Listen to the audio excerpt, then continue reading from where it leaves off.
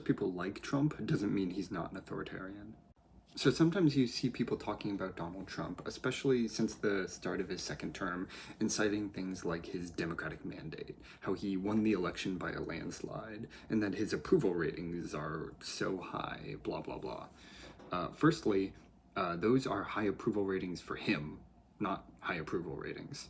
Trump is a historically unpopular president for a lot of really good reasons. He's a whiny, crude, stupid authoritarian who does whatever he wants with no respect for anyone, whether it's the people, the military, or even his family, having cheated on his wife. He doesn't have high approvals. All he needed was slightly higher support than Kamala Harris to win the election, which I guess he did have. Secondly, citing approval ratings to defend authoritarianism is totally meaningless and missing the point entirely. No person has a mandate to break the law in a constitutional republic. That's just not how that works. Trump has already been defying court orders in relation to the funding freeze. He tried to orchestrate a coup in 2021, and he's systematically and probably illegally dismantling good and useful areas of government social support and funding, all the while letting an unelected billionaire access every American's personal information. There's no approval rating high enough to allow for illegal activity, not in the country whose values I believe in. It's a total non sequitur to counter claims of authoritarianism with "he's popular."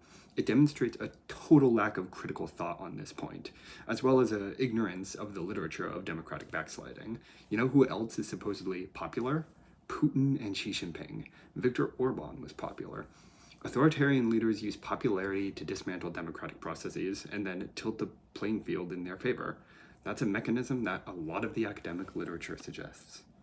Thirdly, it seems like there's really good reason to believe that his high approval ratings are already slipping, again, for really good reason.